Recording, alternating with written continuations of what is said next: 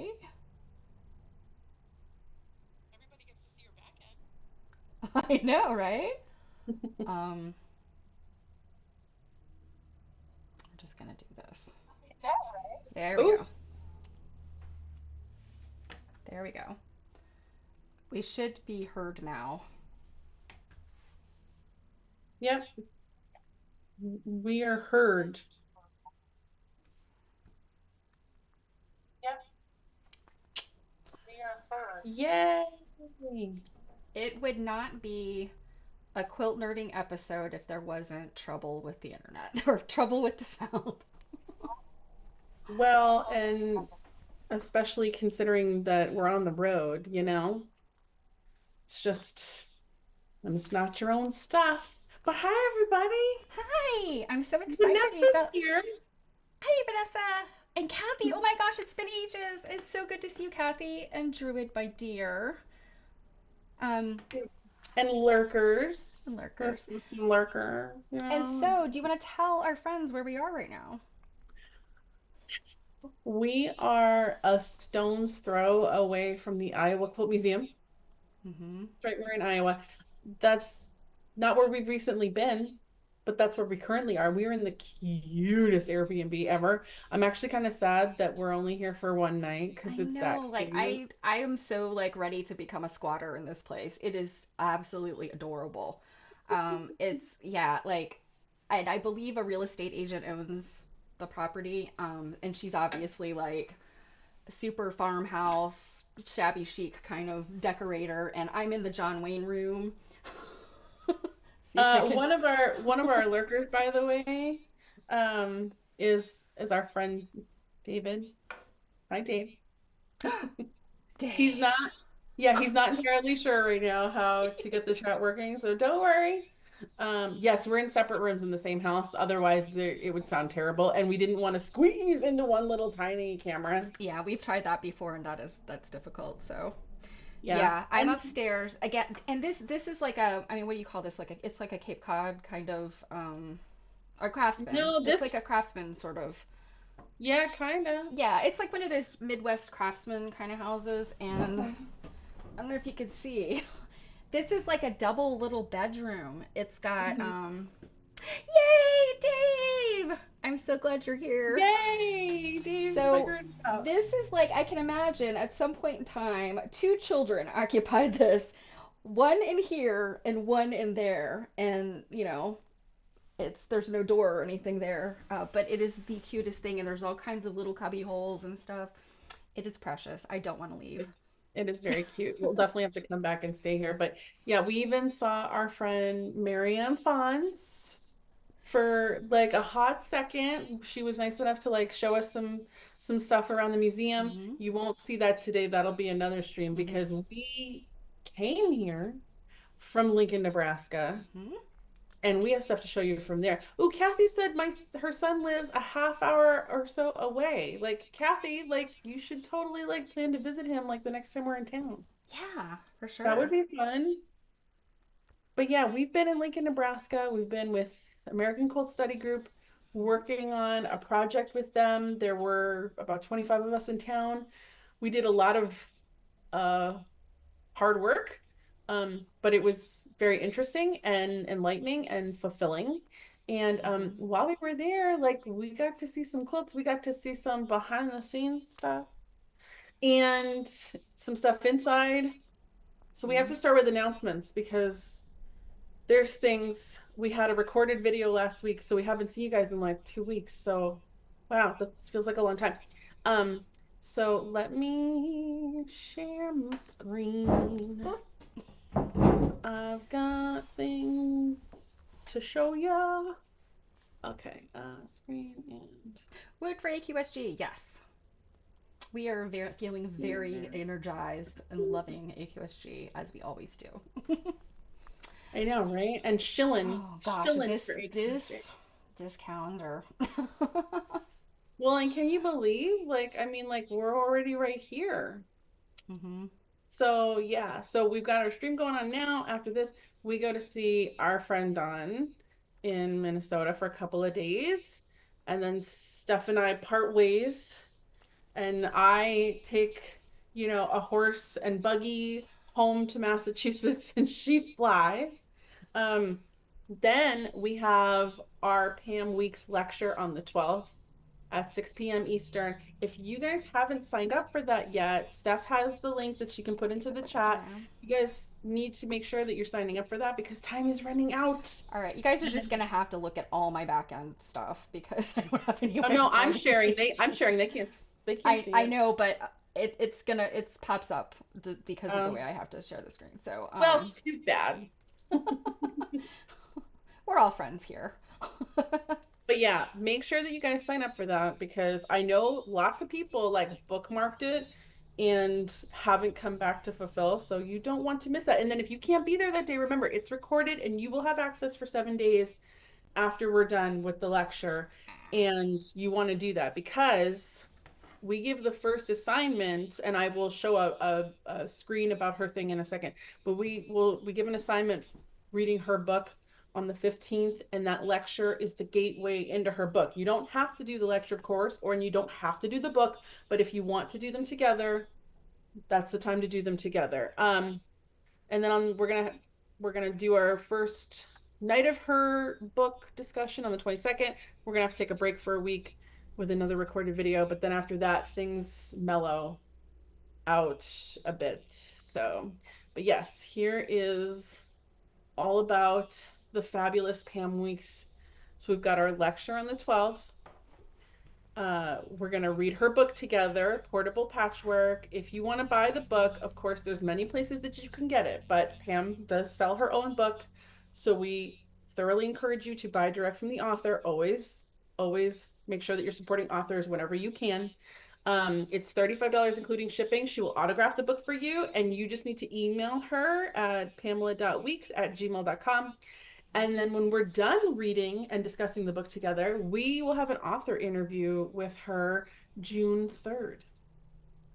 So there's lots of fabulous, and these pictures here, by the way, are part of the exhibit, which is this picture right here that was portable patchwork at the museum. But these pictures right here, these are from, I'm not sure about this one, it might be, but these particular three right here are quilts that the New England Quilt Museum own Mhm. that went up in her exhibit. So there's that. Then we didn't forget about y'all while we were here, and we made sure to snag some goodies Mhm. of things. We have some IQM goodies along with some American Quilt Study goodies, and we have two giveaways. Did you say first place? Yes, I did. First place giveaway, second place giveaway. I had to make sure to label them so I remembered like what was what here. But y'all, okay. So this is that pocket quilts guide. This was created by Mary Fons for American Quilt Study Group. This is a sticky pad from the IQM. We've got some postcard quilts here. This is a cute bookmark, but that's just that whole like we look beyond the seams. That's from AQSG. This sticker here is for AQSG, but it is created by the amazing Stephanie Cake. This is an AQSG. This is an IQM sticker. This is an IQM sticker. AQSG stickers, also created by the fabulous Stephanie Cake. We have an IQM pin and an IQM sticker. But this deck of playing cards right here is so amazing because all of the cards I bought a pack for myself and opened. All of the cards, y'all, are pictures of quilts. Every single one. Like I know you can't necessarily see that super huge, but um like every single card is a different quilt. And I thought that was the coolest thing ever. Mm-hmm. So if you And don't play any card games, it's worth learning some, so you yeah, can play with these awesome cards. I bought a pack. My son collects playing cards, so I bought him a pack with the yeah, hopes that he'll be like, "Yeah, I don't need those," and then they'll be mine. yeah. So we've got two giveaways. So we've got a first giveaway here, and we have a second giveaway here. This is a quilt label, like it's fabric, like you're gonna sew it Mhm. onto your quilt from um The Quilt Alliance, I think. the Quilt Alliance. Hmm. And this one has a different postcard. It's got a different sticker with some other stickers here. because we were like, could we put it all in one big honkin' thing or we can spread the love? So, and Stephanie has stuck the link in there. Don't wait to sign up for that. It will be in the description later, but like sign up for that. And then also, there currently is already running the giveaway for Pam Weeks's book for portable patchwork. Hmm. Do you happen to have that one handy? Um, ugh. Or could you have It's it on our handy? Facebook group. Let me, yeah, if give me a sec. Keep talking. Yeah, Give me a second and I'll yeah, grab it. yeah. I Um, just put the link in. So just to, because I know probably people are going to be like, huh, I'm confused. I established a link that is just for like our giveaways, and with the intention that we're just going to do one giveaway at a time, and the current giveaway is portable patchwork. But then we decided to do this, so like we got to have a second form. So there's going to be two forms just for right now. So the first one I just put in there, that's the IQM nerd link, and the one I will put in just a second will be the one for portable patchwork if you're interested in that. we're just gonna like fill the chat with links tonight, Yeah. apparently. And I also put the Pam Weeks lecture in there. It's coming close, so Hmm. we'll have to cut off registration. So make sure you don't miss it. Yeah, you definitely want to enter in, unless if you already have her book. But if you want, you definitely want to enter in into the one to win her book. We're gonna do that drawing on April 12th, and then this drawing for today's goodies is gonna be on the 15th. And we don't currently have any rules about how often you can enter giveaways, so just enter everything. Mhm. Okay. Oh, for this one I forgot I didn't do a tiny URL or a bit.ly for this. So Well, it's going to be a long URL. yeah, I don't it's just think, gonna I be a don't long one. think, I don't think anyone's going to complain. Nah. Yeah. I don't usually do this from my phone, so bear with me, guys. Well, do I have anything? Oh, I can actually talk, guys. So I drove here with my partner because he was doing some work, Ah, and just one. we took us 3 driving days. So we did 2 nights in a hotel. And the first hotel we stayed in was in like Erie, Pennsylvania, which was so funny because it had like a water park inside. It was so random. There was like nothing else around except like this hotel and like this water park inside. But as I was walking through into like their business center, we've talked before about seeing like more quilt looking things in hotels. And this hotel had some quilty looking things, especially this piece right here, which I think I got a close up of it. Yeah, which is looking very with the colors. I'm like, that's looking very I really honeycomb-ish. like that. I worry very much about a hotel with a water park, but this, chef's kiss. Well, it was funny because I had sent this to Steph. He was like, "Look at this," and then I was just thinking, like, I wonder if anyone's like made a quilt they've seen as a picture in a hotel. Although there could be the opposite side of like a hotel stealing a current quilt artist's work and turning it into work they hang in their hotel, because we already know someone that's happened to, where they stole their work to make carpet like in like a hotel thing. Yes. Um, Yeah. so yeah, yeah. What's with the yellow bit in the center? What is it, because it's kind of abstract and doesn't like follow a lot of rules? Kathy, I can understand. Yeah, this is all like it's funny. So this bit in the center, it's because, let me zoom in. It's because they took a hexi block and they cut it in half with the color. And that's why it's looking all like these are all just hexes. And then they made half hexes here and with different colors. So it made a different thing, which obviously, Kathy, you're like, I can see that from 12 miles away. Yeah, you know what that reminds me of? What I gave you that EPP book, and I bet a number of people have Yeah, it. It's is here's it one here. Kacha? I think is her name, Kacha. Hmm. Yeah, her that reminds me of her things because she does all those amazing things with hexes, where Yeah, it's some of just it, they're hexes, really, but yeah, it's weird because like look at this one, like it makes it look like this like just super line across the top.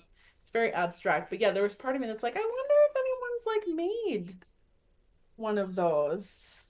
David said, pictures of art in hotels for quilt inspiration almost every time I travel. Yeah, I when I see them, I'm just like, oh, that's cool. And you know what, David? You're saying that you take pictures for inspiration, but honestly, I think we're the ones inspiring the hotels, clearly, because the quilters are the cool ones. So, okay, I just got the links in there, you guys. Just so again, just to be because the one link was just too long. So, the first link I put in for the giveaway is the cool IQM AQSG stuff that we just showed you, and then the one I just put in is portable patchwork. And the only thing that we ask is just that you follow us. Make sure you're following and subscribing here on YouTube, because we're trying to get to a particular threshold. Wink, wink. So tell your friends, tell your Yep, enemies. We'll take anybody. yep. We love everybody here. And I guess for anyone that came in late, like we can put those in the chat again at the end.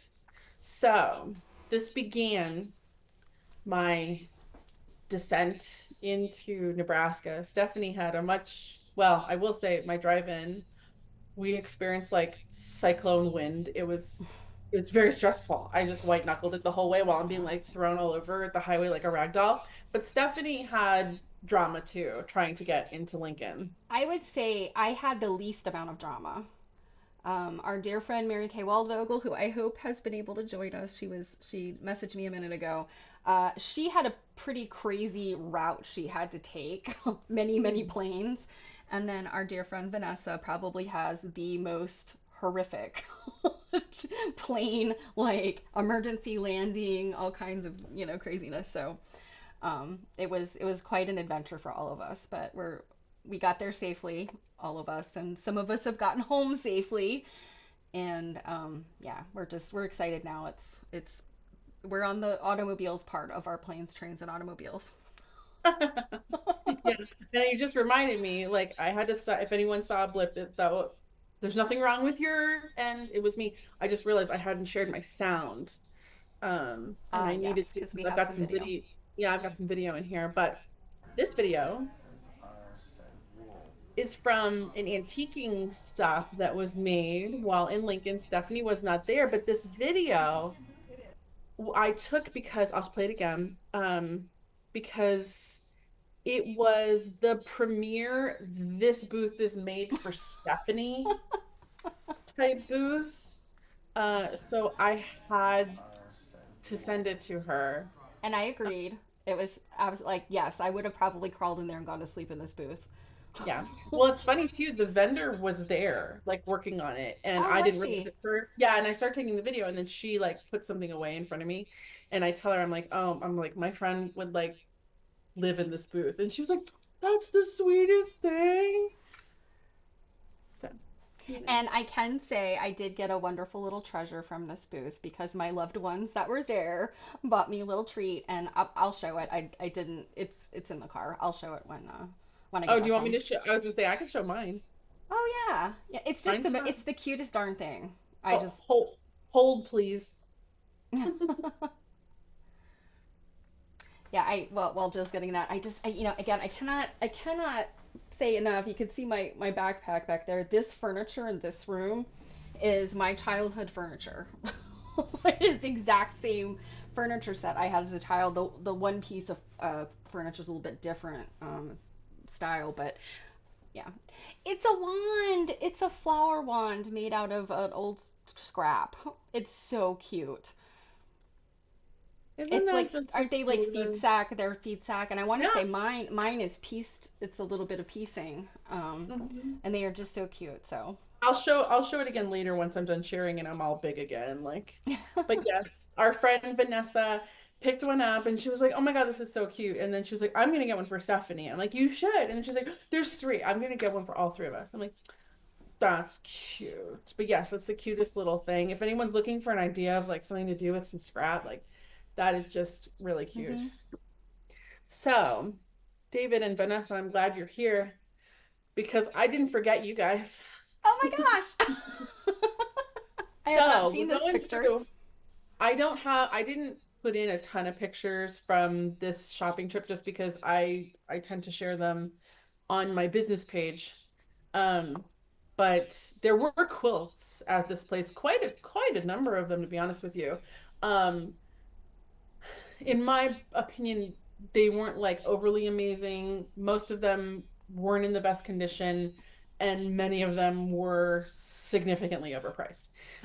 David, I promise I have not put in any embarrassing photos. He knows what I mean.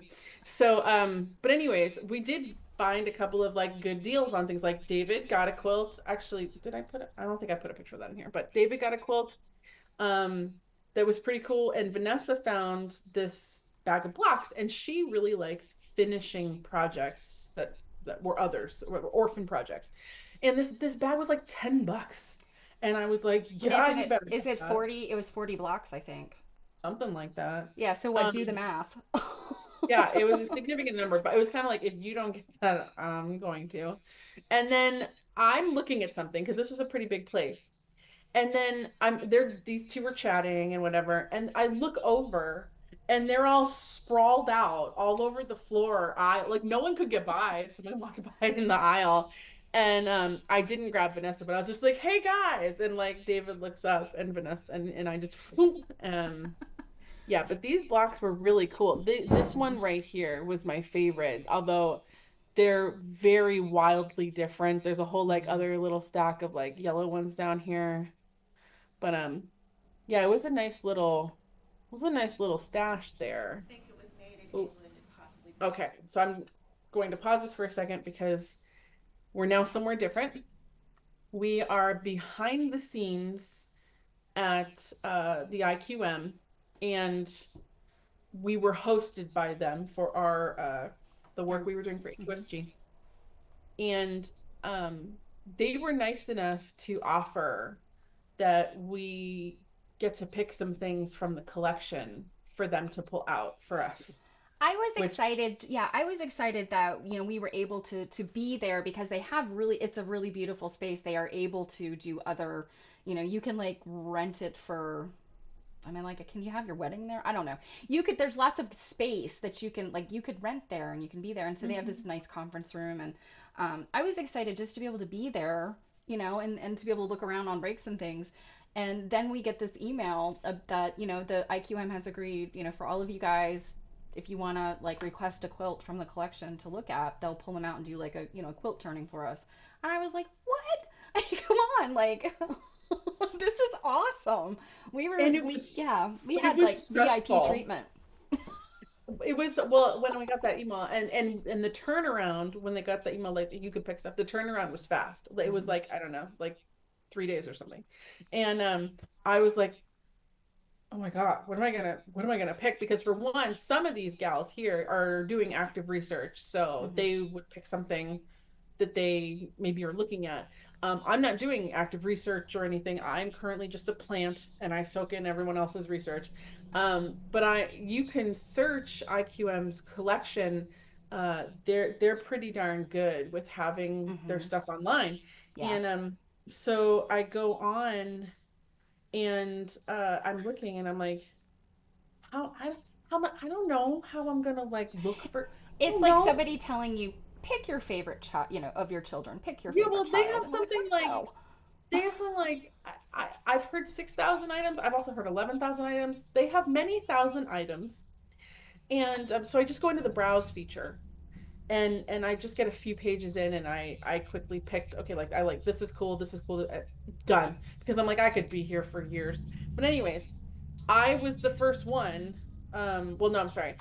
The first one here you see talking is Katie back here, and she picked these fragments here that she had done some research on, and I What tried. didn't she write her thesis on these fragments? Yeah, yeah, they're Mhm. scattered everywhere. I don't remember all the details. I did try to take some video, Mhm. but she was explaining for a while. But it was up in the air because at first they weren't sure they could find these fragments, and there's a bunch of different institutions that have them. Mhm. So I hope I got a few seconds of here talking about it. My volume is up all the way, just FYI.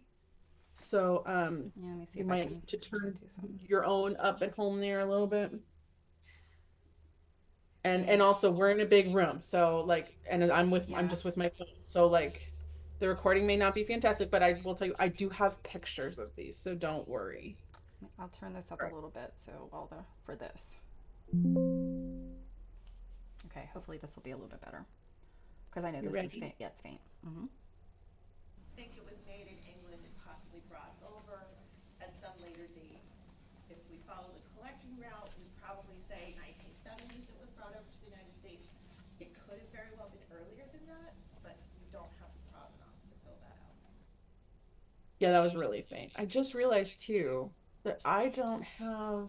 Do I have my paper? Do you have your paper that I you're in do. holding in hand here? Do you have it Actually, handy? hold on a second. I think Yeah, it's in because my. I was like, I don't have mine handy because that had a lot of information on it, and like, why didn't I think of that? Because I, like. Cake to the rescue! Usually I don't have things within handy reach. So, oh, by the way, you guys, I know you'll appreciate this. We'll hold them up and show them later. But one of the little gifts, I'll take it off. 'Cause one of the gifts that Marianne Fonz had for us. Papers against fascism. Yep.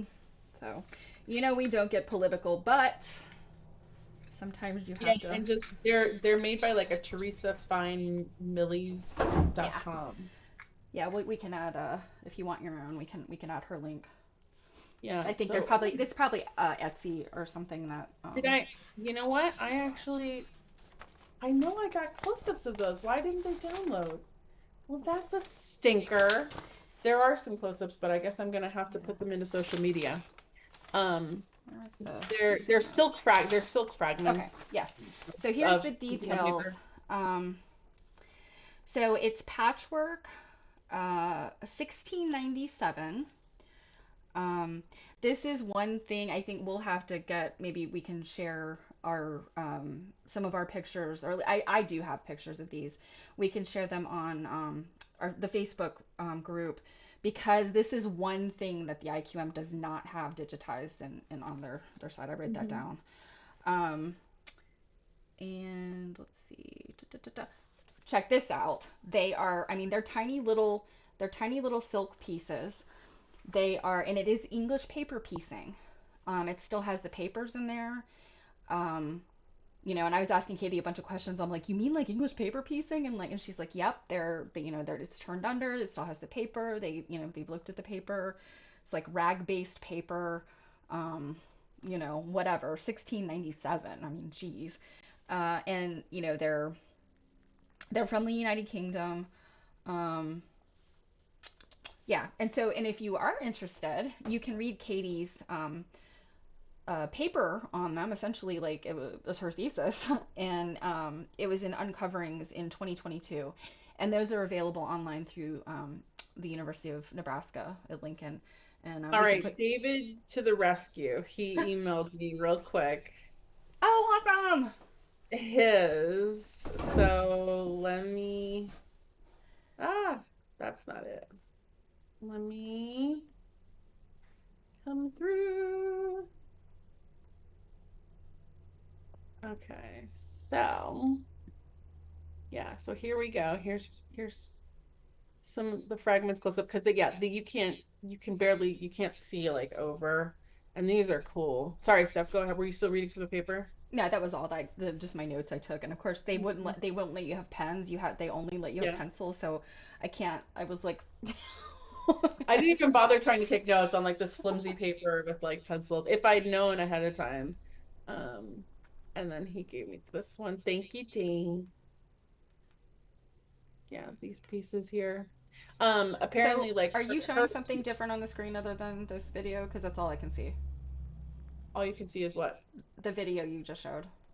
Really? Yeah, whatever. If you're showing what Oh, Dave sent you, it's not showing yeah. up on the screen. Hold on. I must You can see have. me again. I wasn't doing my whole screen. Okay, do you see that now? Yes, there we go. Yes. So, and yeah, so all of this is silk, And Hmm. I mean, you can see like there in the middle, you can see this piece. I mean, that's your standard, American patchwork. You got a little four patch there, and you got this pinwheel here, and there's another one that kind of had these almost roundish shapes. This kind of diamond, and there we go. That's That mill wheel, anybody? And then this is 1697 coming out of England, and so I'm not going to sit here and start hypothesizing, but I mean, there's sometimes questions of like, you know American patchwork. It's the democratic art, et cetera, et cetera. But England kind of had a different thing they did. But I don't know. There's a little bit of these kind of things coming over here pretty early on could very well have done some early informing of quilters, you know, well, and pattern making, etc. I don't know. what year did you say these were again? 1697. Yeah, so what's really cool is there's not a lot in this kind of Yeah, form surviving here right. during this period. So Well, that is also and at that period, I mean, I really something like this. I mean, it's silk, and it has obviously been well used, because it's fallen into fragments. But I mean, that would have not been a commoner that would have had this. Something made of silk hmm would have been somebody of more upper, you know.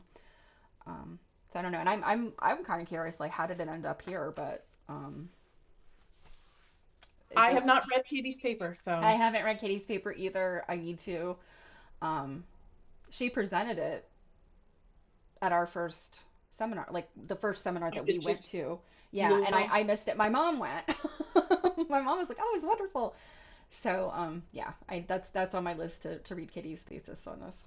hmm Okay, so then I picked out this quilt, and well, Steph will have to tell us the details because most other people had some really particular, whether personal or research reason, that they picked a quilt that they picked.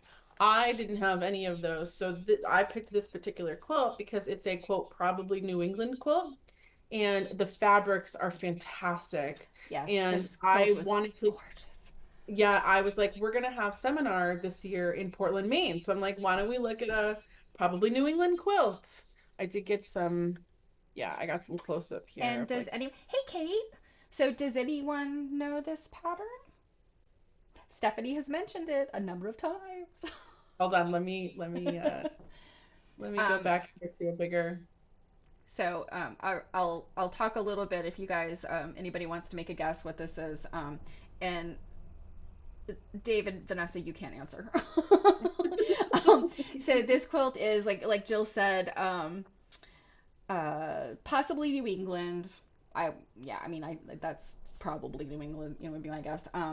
1830 to 1850. And it's a big one, like quilts from that period, 93 by 94 and a quarter.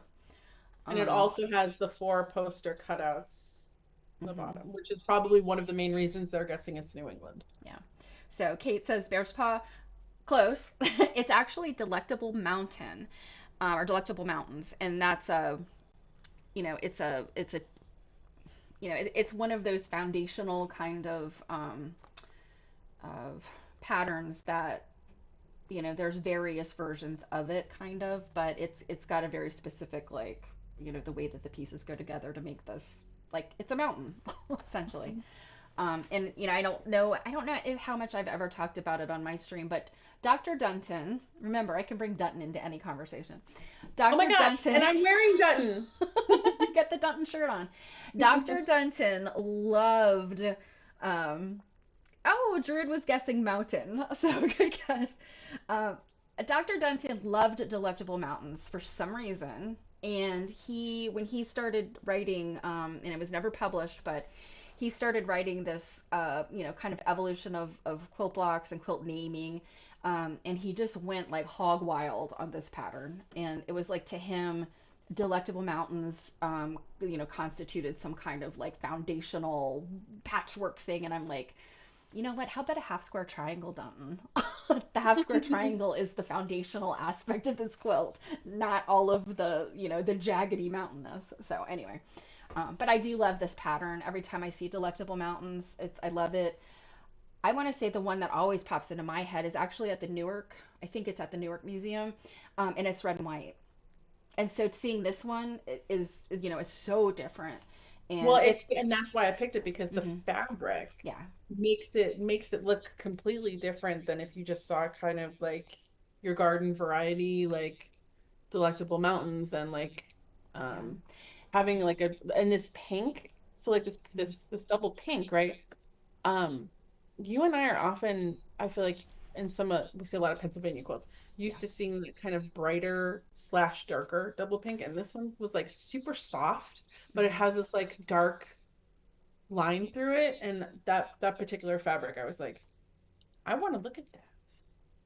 Yeah, the fabric that really in this one that really interests me is that green and blue. I think you see a lot of reproductions of this, like even today, people kind of gravitate towards this reproduction. But to me, it's like this ombre effect that they got.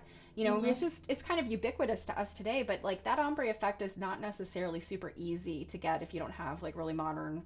And I am not sure how they do it, honestly. As much as that's printing and dyeing is something that I'm kind of just on the tip of the iceberg in my education on. And so whatever the printing process is, that it's I don't know how they do it, but it creates this thing to me that looks very modern. Hmm. Yeah, David, double pinks and ombres. Yep. And then Double. Oh, okay. So Dave says double pinks get bolder later in the 1800s. there we go. And this one was 18, what, 30 to 50? Yeah, 1830 to 1850. Yep. And then there was quite a little bit of discussion about this border here that's only along the top. Hmm. And someone mentioned like, oh, maybe they added that later. However, the backing It's goes yeah, all the way and behind it's it. caught in the binding too. So Yeah, yeah. and then yeah, because you see the bind, you see this green binding here, but you don't see it along the top here. So I was like, that's very interesting. I didn't pick it because of that at all, because I think when I was looking at the picture just in the database, which of course isn't like this huge picture, but it's a picture of the whole thing. The Delectable Mountains with the fabric takes over, and you almost can't even notice this. So when we got there, I was like, oh, hey. Hmm. But Yeah, yeah, and that so was it's got the regular binding, and again, if you've noticed in any of the Pennsylvania quilts that we often look at, that is such like again ubiquitous. I want to say that binding is probably one of those 100-year prints. I think. I know our friends will correct me if I'm wrong, but it's either one of those ones that like was instantly reproduced, during the 20th century, or it was one that they never stopped producing. And then the top of it is a knife edge. So and David also pointed out that the yes, fabric was a glazed chintz. blade fence. Yep. Hmm. And then it has the cutouts on the bottom for the 404 Yeah, poster bed. I actually forgot that that top was a knife edge, which I'm like, I don't, have you ever seen a quilt that has a side with a different binding or a different finishing than another I one? have, I mean, I have seen stuff that either the top or the bottom might be done some different way, but I don't think that's common. I think most quilters ended up just using the same technique all the way around. Yeah, Unless I they don't. had to replace or fix something, then you might see that being different. But like you mentioned, I think this was the maker did this way from the beginning. Like, Hmm. and somebody suggested maybe they didn't have like once they created the piecing, it was maybe like a that much short for the bed, and so they added that strip at the top to make the extra like 5 inches or whatever that they are 6 inches that they needed. So And I actually, someone else had pointed out, because I wasn't standing on that side of the table, that the it was in small pieces. It was a pieced, so it's not one like long strip. It's pieced in small kind of increments. I missed that. Um, but but we need to move on here because we Yeah, got quite a few things to say here. So we've seen that one. Oh, I there they were. Why were they hiding? because your Okay. pictures are never in order. Well, actually, I now get to labeling them, but I didn't have time to do that tonight. So here Oh I yeah, actually, here's more. David Hmm. didn't have. Yeah, I got some more. And you can from the see, I mean, for one. something that's, it's not in super condition, or the pieces that are existing, not in super condition because they're so dang old. And somebody said something about, I don't know, insect activity or something, and Katie was just like, it's just really old. Yeah. Silk is strong to an extent, but all fabric's gonna fall apart eventually. Hmm. Yeah. Okay, so then this is our friend Margaret here, and she had two quilts picked out that were both made by a friend of hers. So they're contemporary. Yeah. And it was funny because like her clothes matched like both of them. So this one is is called Prairie Star, and a, yeah. So how's this? I'm trying to figure out the title of it is the bicentennial of Lewis Clark's epic, and I'm guessing journey or something. It's got cut off, but they're calling it Prairie Star. The date is 2007, so it's reproduction fabrics, I think, etc. Although it looks like a very old quilt. It is made by her friend Gail Legrand, Gail Legrand, who is from Sun City, Arizona. And it is 86 and a half by 86 and a half inches.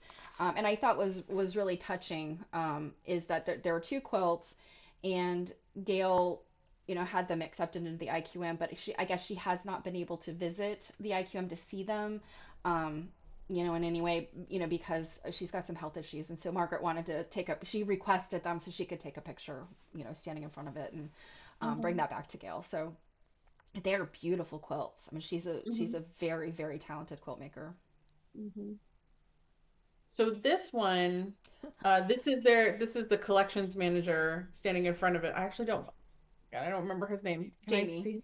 Jamie. Hmm. Um, And this is actually a quilt that Carrie Dell, the executive Hmm. director for AQSG, picked. But sadly, she had to go pick up another one of our constituents at the time and didn't get to sit and visit with the quilt that she picked. Yeah, So Jamie here was talking about it, but now why don't you tell us about it? yeah. So this one, and Jamie had kind of limited information, but so the one thing is like there's the fabric. Oh my gosh, so much fabric. There's probably the fabrics are not limited repeats. You can see that sort of Hmm. cranberry color with the dots, but it's visually stunning, and it's made by Anna Williams, and she is one of the kind of contemporary or mid-century to late 20th century African American quilt makers. And I've seen this one. It might be in the IQM, or I've just run across the on their website. Um, so she made this in 1992. But I think she's kind of in that category of African American quilt makers that are doing things that this is obviously not a story quilt, but there's kind of a, I don't know what's the words I'm looking for, like a tradition Hmm. of this kind of piecing. And I don't think there's a title for this one. I think it's just called strip quilt. And Anna Williams, Baton Rouge, Louisiana, and the size on this one is 65 inches by 71 and a half. And I think I did say 1992. Hmm. But like, what a cool quilt. And I mean, and again, this one, that one's fairly new, but Hmm. a lot of people like to make these kind of things. It's strip quilts, crumb quilts, just using your little bits and pieces, and they can create these really stunning pattern and color combinations, and all the beautiful things. Yeah, so this is another video. This is a whole cloth white quilt. It was whole cloth, right? Hmm. Yeah. Picked by our friend Lena, who and it's got trapunto on it and things. And she said I'm pretty sure she said she'd recently kind of taken a deep dive. Into Sherpunto, yeah. Yeah, Hmm. and this quilt was stunning. It is sometimes difficult to capture depth Yeah. on like a white whole cloth. I'm pretty sure after this video that I might have a picture or two, but again, um, turn up your volume because this is on a phone. We're in an echoey room. See if I can Um, help a little bit with this.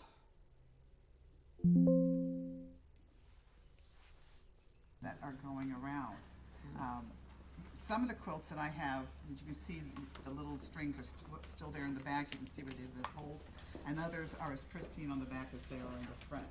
So I'm curious as to the different techniques and the different sensitivities that women have about it. But this is the 1820s. Everything's still the pillar look and with the classical influence, neoclassicism. So I just love these. These are This fabulous. condition is Yeah. amazing. And then you've got this entire background that's been quilted with like just single rod and little tiny cross hatches. It's just the work and why someone would challenge themselves. Thing is amazing. Like I made sure to get a picture of like this border here. Um, because it's fancy, like right up to the edge, but then I was again on the other side of the table. Someone had mentioned that on their side, this wasn't as fancy over there. So either like the stitches had come out Mhm. and it had been worn or something, or maybe they didn't make that edge so fancy. But I, having seen a fair number of Trapunto quilts, this is by far one of the puffiest Mhm. I've Yeah. seen. Like some of these areas in that video that you saw, like right here, it's like I'm used to seeing like this kind of trapunto and this even this to a certain extent, but Mhm. like some of this other stuff is like They Stay were Puft very, Milk yeah. Man kind of puffy. And I don't So know if you and I don't know if you guys caught it in what Lena was saying. This quilt is 205 years old. yeah, so go ahead and read the stuff. Yeah, 1820. 1820. This quilt is 205 years old, and you see what it looked like. Mhm. It looks maybe a little grubby on the edge here in this close up, but overall, the whole quilt, I was stunned when I heard, and then looked at my paper. I was like, 1820, what? So this is just called whole cloth, dated 1820, made by B.M. Goodell in Clinton, New York, and the size is 95 by 97 and a half. Oh my. It So didn't look that big on the yeah, table. yeah. Not only very large, but very intricate. And then that process, that trapunto process, and that's kind of what Lena was talking about when the video first started. She said, the strings. What that means is they would use a like a bodkin or like an awl type thing, and they'd kind of Recording. push apart the fibers on in those areas, and then they'd stuff cotton in there. And until they got as much as they wanted, then you just kind of rub the back, and the fibers go back Well, together. or you have places where they would actually like use an actual like cord, which in the Mm-hmm. video with this maybe does this go up high enough? No.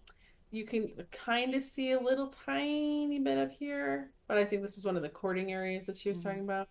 Um, Yeah. there's the New England Quilt Study Group, which is not affiliated with AQSG, but it is a like a regional study group.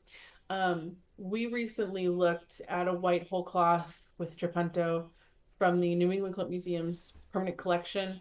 I put it up in that Facebook group. Even if you don't live in New England, you can join that New England Quilt Study Group's Facebook group. And I always post some photos of recent things, and you can see that quilt. But that quilt really had some very easy to define cording going through it. Mm-hmm. And we were positive it was cording because on the back there were a couple areas of wear where you could literally see the cording, Mm-hmm. which was really cool.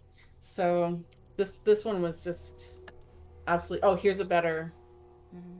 with like that overall. Like, see how puffy? Like these are big. And even when like you're making quilting in the pattern, like I like it. That thing, these were big. They were Mm-hmm. like, in my opinion, like Twinkie big. Yeah, I mean, they were the size of a ladyfinger. Yeah, and like look at like how puffy like this is, and then this it might be a little difficult to see the way the photo is, but this is a cornucopia right here. Which even the one that we looked at from the New England Quilt Museum, which I think actually is the same time period, also had a cornucopia on it, and I believe it also had grapes, which were very common. Yeah, stunning quilt, stunning. Okay. Ooh. Oh, wait a minute. Vanessa, if you're still Let me see here, if I it's can get the volume up you. because it sounds like you were farther away from Vanessa than some of Yep. the other. Okay. Yep. And this is the wow. I hope no one can hear that. Someone's like proving their manhood with their motorcycle outside. Um, This is one Vanessa picked, and it's really cool. And actually, you used this one for our thumbnail, didn't you? I did. As I was quickly going through, I was like, oh, this one's really good. Vanessa picked a really good quilt. Mhm. Oh, Beverly Oh, says, hey, what a Beverly. treat to see these. Thank you. I was at the ICAM 2 years ago, and it was a fantastic place. This was our first time. Yeah. And we do have some exhibit room photos as well. It's just we have a lot of stuff, so that's actually going to have to be another stream. We will look at a few that were up on the third floor, that are small and quick, but to see other like If we have there'll be time, more, because honestly, I don't know that we're gonna get through all the quilts well, this maybe, yeah, we might. I mean, we here I was thinking we wouldn't have enough stuff, but apparently now we have too much. Wait, we always do this. We always Yeah. like our eyes are bigger than our stomach always. Yeah. Yeah. Well, just remember again, we're all the way up in volume, so you can try volume on your end. But yes, I understand that the volume's not great. It's just with a phone. But we do still have information even if you can't hear the person talking. Like the highlights of the collection, and I love art quilts from like the 1980s, 1990s. I think they're beautiful, and did I just wanted to hear more about this quilt, and I love Nancy's input. So if anyone else has any commentary, I love just the graphic like design of like cross and things like that. It just spoke to me. Okay, I think I have. I No, was interested no. about Let's go on to Stephanie. like the So I highlights. did not get more photos. Excusez-moi. um, so this quilt, sorry, I have to keep jumping through the pages here. This one is Lady of Guadalupe. Lady of Guadalupe. I'm sorry, Lady of Guadalupe 2. This was 1987. This is Nancy Crow. Oh, whoops. My volume thing up. This is Nancy Crow. She is one of the majorly important studio art quilters.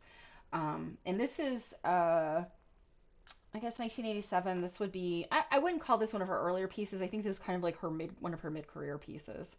Um, yeah. So, and this one, I got a few close-ups of this one too. I'll post my stuff on Instagram and the Facebook Yeah, I was group gonna so say, you can make see. sure that you are following us on Instagram and that you request to join our private Facebook group because we often will post more stuff there. And then in there you can like interact and comment and post your own stuff in there. So make sure that you go request to join that group. Psst, psst, Vanessa, psst, psst, Dave, psst, psst. I think Vanessa's already in there, but yeah, Yeah, I Dave, think so. Post your stuff. get your butt in that group and post stuff. All right, so the next All video, right, I'll turn this one up I'm just again gonna because I don't think I yeah, was I'm that gonna loud. quickly let play because it's Stephanie talking about the quilt that she picked. Which is this one right here that's next to Vanessa. Okay. I was interested in the Von Wells. Mary Fons was here a couple years ago when they first got these, and I was just so fascinated with them. I had to see at least one up close. But this is one of the seven deadly sins. She did 7 quilts. This one is Envy, I think. Yeah. Yeah. I think is Greed here. Do you guys have Greed? I can't remember. Do you guys have Greed? We have all 7. Oh, do you have all 7? Okay. But I'm really fascinated with Yvonne Wills. I love, African American story quilts are such a unique thing in quilting. And she does things that are very, like, you'll see them in every single quilt.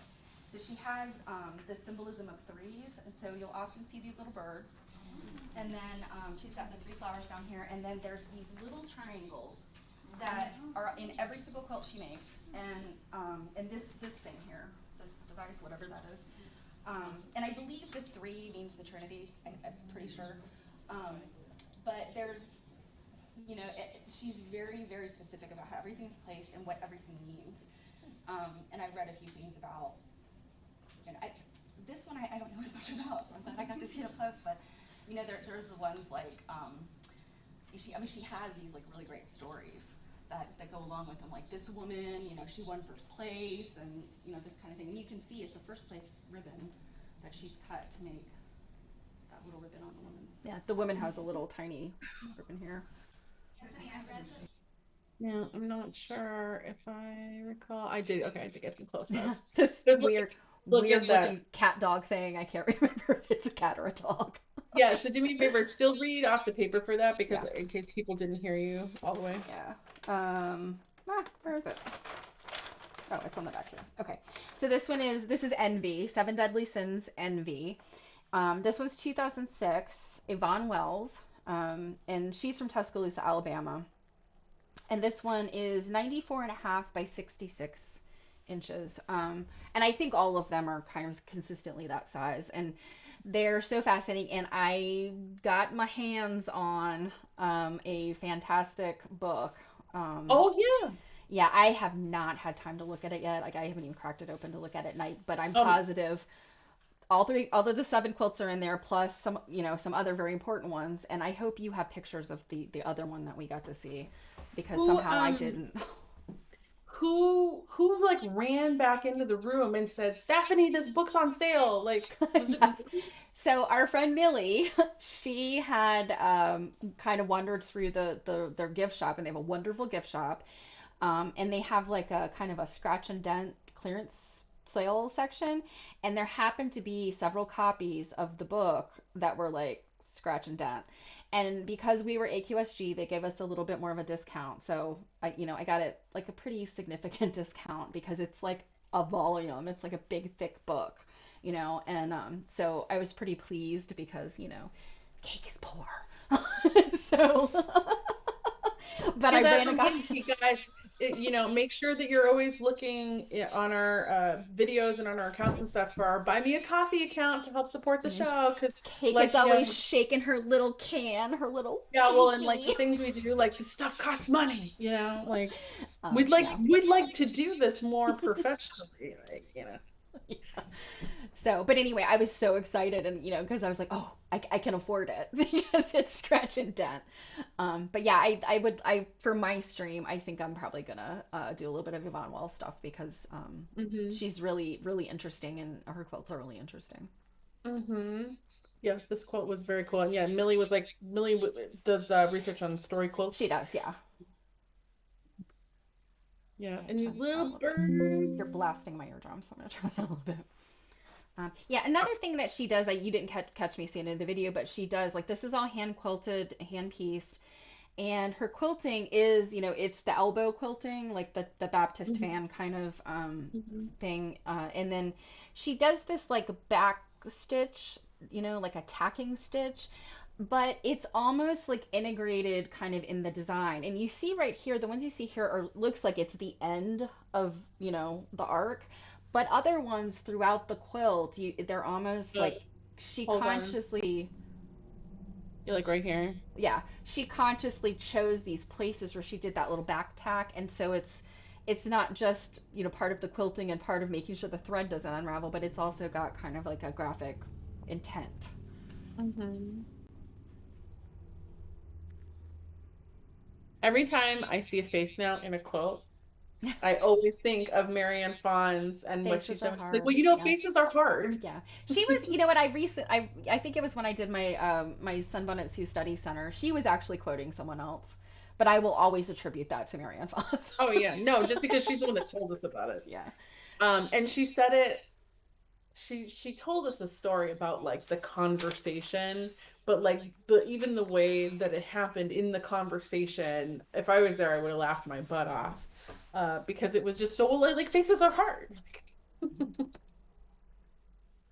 Yeah. Yeah, this was And a this is very. this is like a scales of justice. Like the woman's got the first place, she's elevated. That Mhm. other person with like kind of the it kind of reminds me of like the Ladies Foot Locker, like shoe monger uniform. He's kind of standing down there at the bottom. He's envious of her, and there's kind of this scales of justice, you know, fairness kind of thing about. And yeah, there's nothing is haphazard about Yvonne Wells' work. Mhm. My research, Okay, All right, let me turn so this this is our friend Mary Kay. I don't know if you're hanging out in the audience, Mary Kay. Um, this one, I'm pretty sure. Yeah, I got a good minute of her talking about it. I don't think I got everything that she said. Um, And then I do have a couple of photos after this one. So My research is in like 4 or 5 things. Sears Quilt Contest, Bertha Stange, who made these quilts, and of course Tennessee Quilts where I'm from, and Southern Quilts and Lindsay Quilts. So anyway, we'll talk about this one. Bertha Stange was called the Chicago Quilters, the quilting queen of Chicago. She probably should have been called the quilting queen of the United States because in the 20th century she won by far way more national quilt prizes across the country. And she made it her mission to get known. So like when she won a prize in New York, you know, the Associated Press would take pictures, write the stories, and it would appear in newspapers all over the country. Anyway, and 2 of her quilts were chosen best of the 20th century, and that's pretty unusual. There were only like 2 or 3 people. Tony Icefield and Jonathan Shannon. Really? Wow. So there you go. but yeah, if you Subscribing to the there we go. Winifred Avery. Um, and it's called The Old Quilt Goes Modernistic. How did you find that? Sorry. Yeah, she found that quilt as she found the like what is it? What a newspaper pattern. Mm-hmm. Yeah. You got the deets there? Yeah, hold on a second. I'm sorry I keep adjusting the volume, you guys. I want you to be able to hear the video, but Jill is blasting my eardrums. So Oh, we don't care. We don't care about your eardrums. thanks. So this one, and by the way, for those of you that used to hang out on Quilt Nerd with Mary Fonz, you probably recognize that one. But it is called Gazelle, and Mary Kay said it's one of the, I don't know, like the less known Bertha Stange quilts. But it's made circa 1930 to 1950. My research, And again, it's Bertha Stange. It's spelled Stenge. She's worth looking up if you have time. Google her because her quilts are really interesting. There's one that I like. I mean, this one's amazing. It's very cool. It's very, it's got some really modern, like those gazelles, very modern. Although she didn't design it, as I guess for a long time was assumed. But she's got another one called the Quilting Party that I absolutely adore. I think it's called Quilting Party or the Quilting Contest or something like that. Again, very modern looking, even though she made these like mid-century. Yeah, so I have a couple of subscribing to the Winifred. close-ups. Oh, here. did I give the side of that? I'm sorry. The size was 99 by 75.75 inches. Yeah, and it looks like she's even got like some stuffed applique and stuff here, like really tiny stitches. I had to get Mr. Let me see if I can. You know what? I just missed it. Druid said cat, dog, possum on. Oh, I'm assuming you are talking about Yvonne Wells, the thing in the corner. Yes, cat, dog, possum. Yeah, like look at this sexy gazelle. And then the quilting was phenomenal on it as well. Yeah, and the little legs it's like a little stem stitch, like an embroidery stem stitch, probably done with like it's actually, I think it's something heavier than pearl cotton because they were pretty beefy looking, considering. Here's a tail of it. Yeah, considering that it's just an embroidery stitch, they were pretty, heavy enough to be. I'm sorry you guys see me like changing, but this chair is really comfortable. And then here is another one. This is another one Mary Kay chose, right? Mm-hmm. Yeah. Yep. You know what's interesting is I have at home a red work piece of like needlework. It's probably like in an 8.5 by 10 frame or something like that. That I think is this exact thing. So this one is interesting, and Mary Kay and I actually talked about this on the plane. We ended up on one leg of either of our flights together, and we talked about this one. And so this image, you might be thinking to yourself, because actually you saw this recently on my stream when I did the red and white show, where we looked at the Joanna Rose show that was in, I think it was 2011. I'm drawing a blank. It was Joanna Rose. She had all these red and white quilts. It's like 600 of them. It's the big red and white show. So this one was in that show, and this came again. It came out of the collection of Joanna Rose. Um, it's circa 1880 to 1920 is the dates that are the date range, but maker unidentified. 74 and a quarter by 67 and a half. But here's the thing: this quilt is the exact same pattern as a quilt made by Emma Andres or Andres. I'm not sure. I've always pronounced it Emma Andres, but I think I heard a bunch of people call it saying it Andres. So I don't know. But Emma Andres, she made a quilt exactly like this, and it has a border. And Mary Kay has information like some photocopied stuff out of in archives that she's copied, and we know the provenance of all that stuff. We know it came directly out of Emma's collection because we know how her collection passed through hands. Um, and Emma's notes were that she designed this. And there's literally, and I don't think Mary Kay really talked about it. She showed it to me, but there's literally like a little, piece of paper where she had drafted and she'd make like little cross, like almost like a cross stitch. And so, the question is like, what the heck? We know the Emma Andres one. This one is an exact replica. It's not quilted. It's actually tied. Um, it's extremely tied too. Like almost every I want to say it's like every four patch or something. It's tied with a little red thread. So yeah, it's just kind of question mark. Like because this one Mm-hmm. is not attributed to any maker.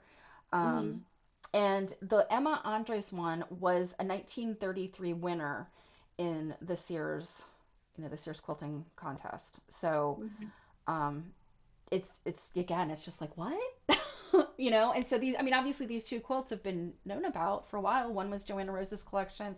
I think Joyce Gross ended up with the other one, the 1933 Emma Andres quilt. So it's an I interesting mystery. I hope Mary Kay figures it out or finds the answer because I would love to know. Did somebody copy Emma or did Emma copy somebody? I don't, yeah, and I don't know if I got more picture if I have any video. Oh, this is a picture of like the group enjoying the all the things. Did I? Oh, sorry, that one's. Oh, I did get a little closer. Hmm. Yeah, you might be able to see the ties in this one. Yeah, you can see them. Yep, yep. Um, They're thick ties. They're like big mhm. ties too. And here's one thing I would also add about Emma Andres.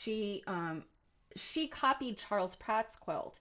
If you guys remember, it's the oh, and I always get the name. It's the something in 99. It's a biblical reference, and it's this same thing. Like it's all made out of squares, like it's in cross stitchy, or Hmm. pixels, But it's Jesus with a lamb, and he's walking. And Charles Pratt was the man that first made that quilt. Emma copied it. So I'm almost wondering, was her little sketch, did she see this quilt or another quilt, and make the little sketch and then make hers? Who knows? Oh. Yeah. And the other thing, I think, if I remember correctly, um, was this the one they referred to as Emma's bicentennial quilt? I think Um, so. not this one, but the Emma Andres one. She called it her bicentennial quilt, but Mary Kay said what she thinks is because of the time it was made long before the actual bicentennial. It was probably the bicentennial of George Washington's birthday, is Mm-hmm. what it was made for. Mm-hmm. So this is a close-up of another quilt that we'll see in a second that was laying out on the table. Um, and I didn't have time to put stuff in order because when I tell you we were scrambling, we were scrambling. So are you able, just by these fabrics, to tell which one this is? It was the one behind that was laying out on the table. Because I'm wondering if it mentions this name. Is this Margaret Oyster? Mm-hmm. Yeah. Yep. And Yeah, gosh, I'm the thumbnail picture that they put in here mm-hmm. in no way shows these colors. It looks to me like blue and white in this picture. Well, and that's why I am like, it was hard. So another reason it was hard for me to like pick stuff, but I was like, I had to get this stamp here. And then it had, let me turn this. Um, it had this part was cross stitched, I believe, right? Red cross stitch. That's what it looks like. You know, on this one, I didn't look up close on this one. Yeah, I'm pretty darn sure it's red cross stitch in the center. I don't even know how I got that picture because we weren't allowed to like lean over with our phones in case you dropped it. Yeah, Somehow I I did was it like one time. really It was like, stealthy. Yeah, somehow I was like really stealthy with my phone. Um, did I get one more? I think we probably gave Jamie a couple heart attacks. Well, I didn't. Yeah, so this one is called Pinwheel, Hmm. 1833 by Margaret M. Oyster, Chester County, Pennsylvania, possibly, um, or probably, and 96 by 99 inches, and it's got a fringe. Yeah, I thought that was very interesting because you know if you showed this to me really close up with this fringe, I would think it's a carpet. Hmm. Was But this that's the one interesting. that was this the one that she's possibly Quaker or she was Quaker? Yes, I believe Joanna Evans chose this one Hmm. for work that she's doing, which it isn't actually like what she was looking for. It's just something very, very similar to some Hmm. other things. Yeah, I remember somebody asking her, was it common for Quaker quilt makers to put the fringe on, and I think she said like not especially. It just happens to be. Dave, I totally am seeing the photos you keep sharing with me. I just can't keep jumping back and forth while I'm going, but I will share them in our Facebook group. But don't think I'm ignoring you. It's just while we're sitting here, I also have to have our stream up on my phone because I can't see your comments if I don't do that. So there's often 75 devices going on in the background, but I keep hearing you buzzing me. So like, I Yeah. hear When you. when I'm at home, you guys. So I mean, I know Vanessa has stopped by a few times, but Dave, I know this might be your first time watching our stream. We are usually a little bit more put together than this, other than the fact that I can never get my sound turned on correctly. But when I Well, no, have but I my mean, three like, screens, we don't have problems with like putting things in and out quickly. So yeah, but I mean, like, I mean, if we're gonna stream on the road, then obviously, like, it can't be exactly the same as it is at home. Oh, I did get one a little further up, but yeah, there's Joanna talking about her choice. This quilt was very simplistically beautiful. And yeah, obviously, like, I love me like a cross-stitched signature as well yeah. as like a stamp. Yeah, Yeah. signatures are always fantastic. I like this one. It was just very pretty, again, in really super condition, of course. And Hmm. yeah, it was very, very nice. And I would love to have that on a bed in my house. It's just I thought you were gonna say I would love to have that in my collection, and I should have just folded it up and taken it away. This is the other one Mhm. that Margaret wanted to see of her friend. I think this is the only picture I got of it. I'm not entirely sure yet, Yeah, but and so this one's um, got a little bit more interesting background on it. So this is called Kansas Sunflower, and the date is 1905 to 1965. And the reason is it's got multiple generation of women. And so Margaret's friend, oh gosh, what's her name? Gail. Yes, Gail Legrand. Gail is like the newest quilter on this. Before that is one of her ancestors, and before that woman is one of her ancestors. So it's like four generations of women. I love Um, that. yeah, and I think Margaret's, if I remember correctly, I think she said like the blocks were made, and I can't remember everything she said about it. But again, this is like multiple generations of women worked on this. Gail finished it. And I just think that's so cool. I know we've run into quilts like this. And Dave, I'm trying to remember at QuiltCon last year, was that your quilt? I think that kind of was the same situation.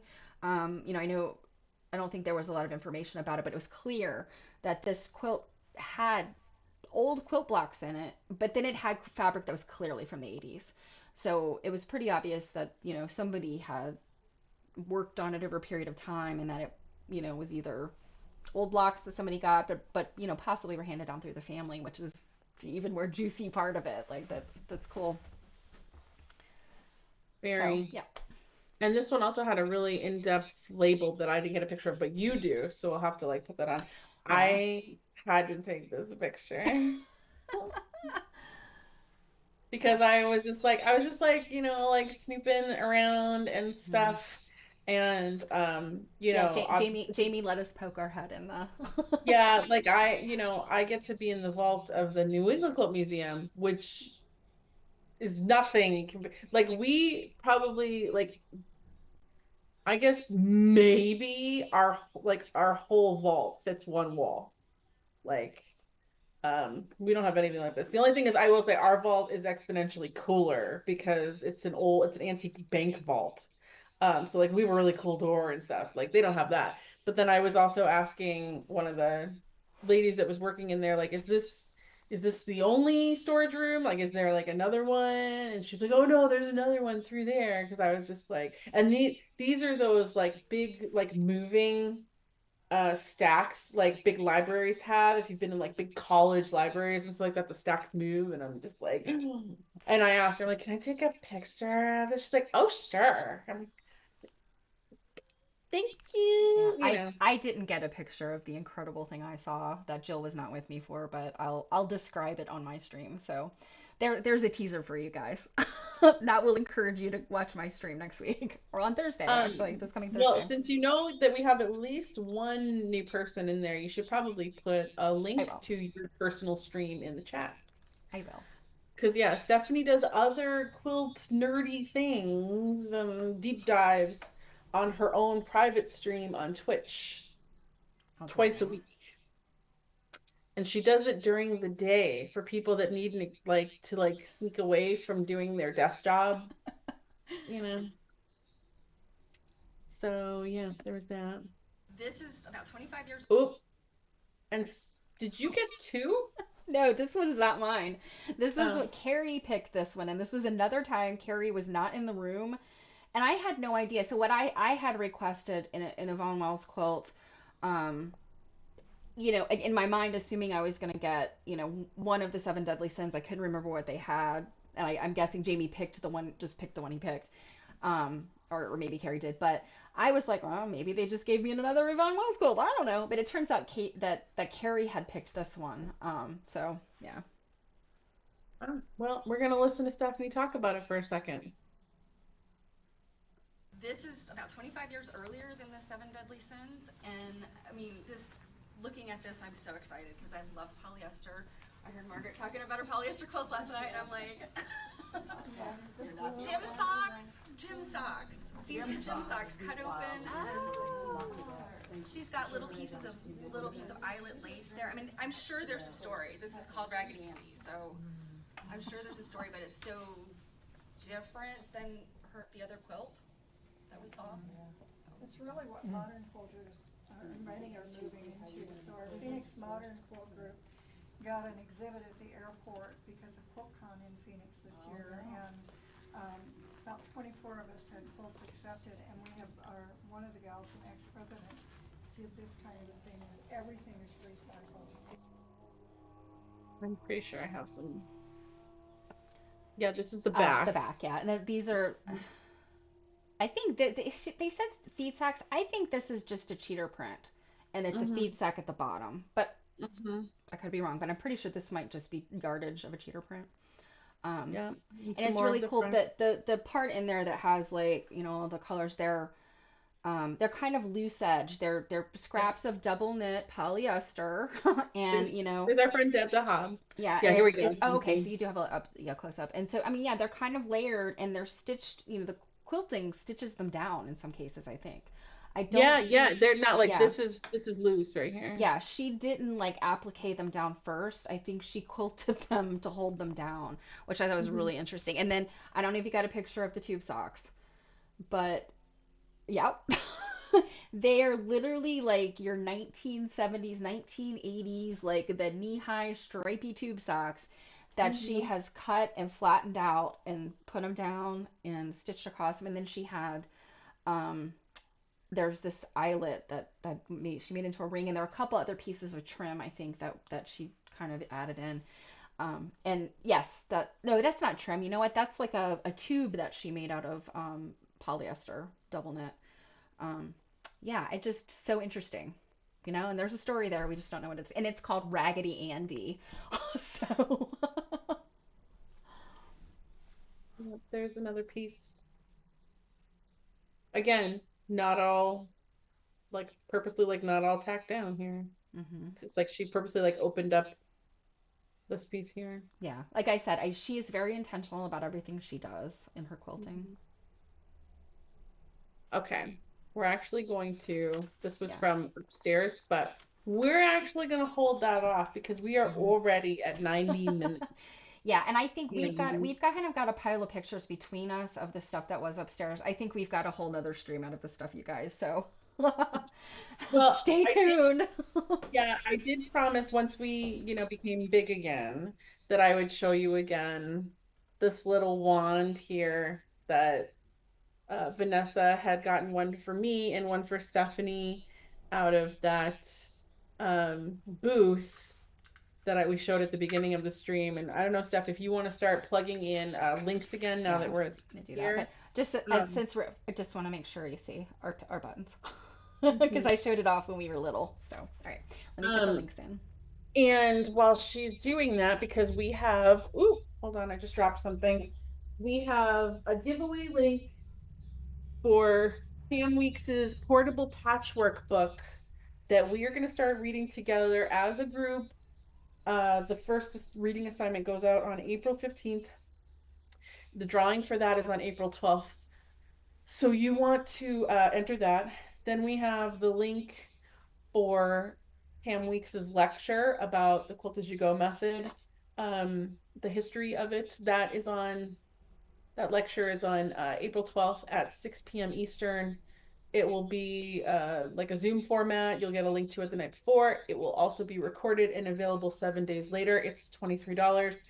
You definitely want to attend that, especially if you want all the things that are related to us reading the book. That kind of kicks us off. Um, then there's also the giveaway we talked about at the beginning of the stream, which is some swag and things from American Quilt Study Group and the IQM. I showed photos of what's offered in the beginning of the stream. I'll post that stuff onto social media as well. Am I forgetting any links? There's a link for that giveaway. There's two giveaways there, a Hmm. first prize and a second prize. Am I forgetting anything? I think that's everything. You think that's it for me? But yeah, Yeah, look at this t-shirt I got at the yeah, that's a IQM. fun one. I got a different one. I don't have it here in the house. Yeah, she got one that says Museum Nerd. I meant to get, there was all kinds of swag that said Museum Nerd, and I meant to get something, and then I forgot. Uh oh. Uh And then oh. I Here's also the got cards. this. I am such a t-shirt hoarder. I also got this t-shirt. It's like the state of Nebraska looking like a quilt. So I thought that was cool. So yeah, there will be more show and tell like by the time we get home. I just there's a lot of crap. Oh, and also I promised you guys, so in that in one of the giveaways, because there's a first prize and a second prize, in that first prize is a deck of cards from the IQM, and I said I would show some of them to you when I was big again. Each card is a different quill. Um, and I thought, oh, sorry, like I thought that was just like the coolest thing. So Pennsylvania I Eagles, fluffy butt eagles, big booty eagles. got big booty eagles. I just was like, I have to get one of these for our peeps. So Yeah, yeah. And this I I isn't this play I isn't the play one no. you this isn't the one you get either. This is one I bought for myself, and you get one that's unopened. Yes, a pristine one. Yeah, I Yep. play no card games, but I'm more than happy to play a card. I'll play Go Fish just to see the quilts. Yeah. Well, I think that's going to do it in the morning. We are up early and we are off on our way to Minneapolis. On the way, we're going to stop at the Brass Armadillo Antique Store, which is a pretty well-known antique business out here. They have a few locations. I got to tell you, one of the best things about them, they're open 7 days a week from 9 a.m. to 9 p.m. Like, that's what a big deal they are. I've Yeah, never seen an antique store open that late. yeah, you mentioned them to me, and the name sounds familiar, but I didn't know anything about them. And I'm like, 9 to 9, 7 days a week. I mean, that's like convenience store hours. Yep, so we're leaving early. They're the one that we're gonna go to is like in Des Moines, and it's about an hour-ish away. So we're gonna like leave here at like 8 and hit that when they open, and then we're just a few hours away from Minneapolis. Yeah. Minneapolis. So yeah, we'll see you guys here next Tuesday at our regular time at 7 p.m. If you're new here, make sure that you subscribe to this channel. And then on our homepage, you'll find the links to our Facebook and our Instagram and our Buy Me a Coffee account if you want to throw us a little something, something to support what we do here. And we Yeah. really appreciate And you. all this also ends up in the description of this video. It's in there now, but Jill will go back and edit and make sure that all this stuff is in there too. So, Mm-hmm. Well, thanks everybody for being here. I love you. Bye.